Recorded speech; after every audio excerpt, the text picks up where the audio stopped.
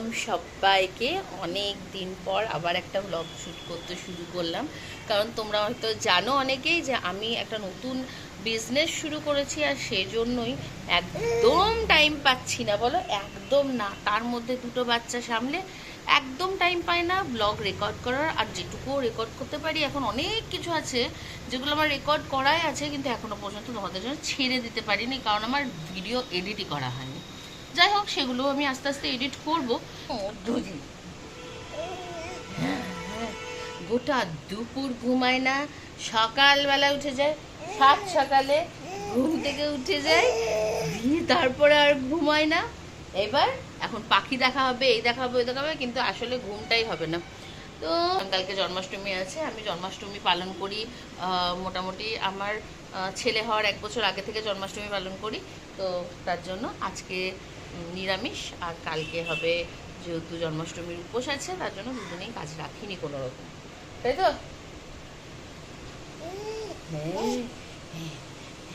তো চলো এখন দুপুরে খাওয়া দাওয়া করি, আর তারপরে বিকেলবেলায় বানাবো হচ্ছে তালের বড়া।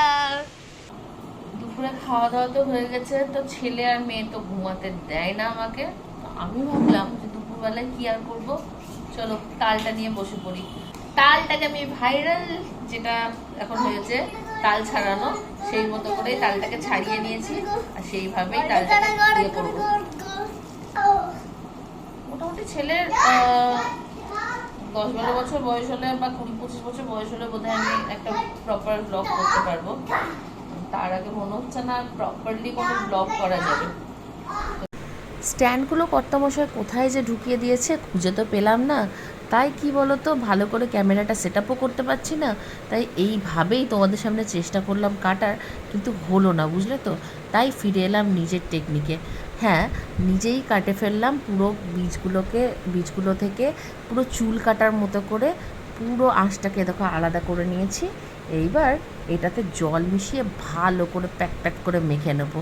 এটা এত ইজি একটা ট্রিক, আমি যদি আগে জানতাম তাহলে বাড়িতে রোজই তালের বড়া তৈরি করতাম। তো যাই হোক, এই দেখো এইভাবে ভালো করে মুছলে নিলে আঁশগুলো বেরিয়ে যায়, আর বাকি যেটুকু আঁশ থেকে যাচ্ছে সেটাকে একটা নেটের কাপড়ের মধ্যে দিয়ে করে নিলেই হলো। আমি এখানটায় 2 ভাগে ভাগ করে নিয়েছি, কারণ একটা দিয়ে আমি করব তালের ক্ষীর।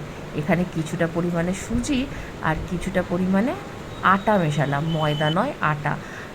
তারপর আমি কিন্তু বলতে গেলে এটা প্রথমবার ট্রাই করছি, কিন্তু মাকে দেখতাম ঠিক এরকম একটা ঘনত্ব তৈরি করতো, যাতে কি বড়া যেমন হয় ডালের বড়া সেরকম টুকটুক করে পড়বে, তবেই সুন্দরভাবে একটা বড়া ভাজা হবে। এই দেখো একটা ব্যাচ অন্তত বসেও পড়েছে, আর এইভাবে দেখো টুকটুক করে একটা করে দিয়ে দিয়ে আমি বড়াগুলোকে ভেজে নিচ্ছি, আর ঠিক এই রকম বড়া হয়েছিল। তোমরা বিশ্বাস করবে না, দারুণ টেস্টি হয়েছিল।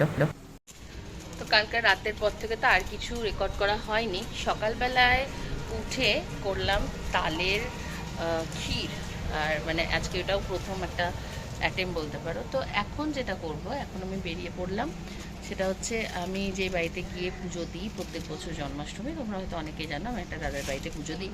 তো সেখানেই যাবো এখন পুজো দিতে। তো তার জন্য নিয়ে ফেলেছি জিনিসপত্র। চলো আগে যাই, এই পুজোটা দিয়ে আসি। ওম নমো সুদেতে গন্ধ পুষ্পে ওম মং বহিমণ্ডলায় নমঃ দ্বাদশ। তো তোমাদেরকে যেটা বললাম যে আমার যে বছর আমি আমার কিয়ানকে নিয়ে কনসিভ করি, সেই বছর থেকেই কিন্তু আমি এখানে রাধা মাধব এবং গোপালের পুজো দিয়ে আসছি। তো তার জন্য আমার কাছে এই পুজোটা খুবই স্পেশাল। আমি প্রত্যেক বছর যেখানেই থাকি, আর দাদাদের বাড়িতে বড় করে পুজো হোক বা না হোক, আমি কিন্তু এখানে আসবই পুজো দিতে। জানি না কত বছর পারবো, কিন্তু যত বছর পারবো আমি এখানেই এসে পুজো দেব, কারণ আমার কাছে এই ঠাকুরের মাহাত্ম্যটা একটু হলেও আলাদা। তো আশা করি তোমাদের আজকের ব্লগটা ভালো লেগেছে। ব্লগে এমন কিছুই নেই, আমি চেষ্টা করছি কিছু কন্টেন্ট আনার, জানি না কতটা পারবো।